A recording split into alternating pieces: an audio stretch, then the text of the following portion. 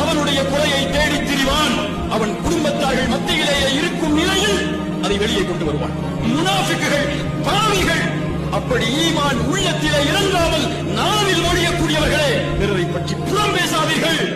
உங்களுடைய நாவால் பிறருடைய மானம் கீழே விழுவதற்கு அனுமதித்து விடாதீர்கள். கஅபா புனிதமானதா இல்லையா? கஅபாவை ஒருவர் சேதப்படுத்துவதை எப்படி பார்ப்போம்? உயிரை இழந்தாவது அதை பாதுகாப்போம். ரசூலுல்லாஹ் முஹம்மது நபி ஒரு முறை தவாஃப் செய்யும் போது கஅபாவை பார்த்து சொன்னார்கள், நீ சுத்தமானவள், உன் நறுமணம் எவ்வளவு உயர்வானது, உன் கண்ணியம் எவ்வளவு உயரமானது. இந்த முஹம்மதின் உயிர் யாரின் கரத்தின் மீது இருக்கிறதோ அவன் மீது சத்தியமிட்டு சொல்கிறேன், உன் கண்ணியத்தை விட இறை நம்பிக்கை கொண்ட ஒரு முஃமினுடைய கண்ணியம்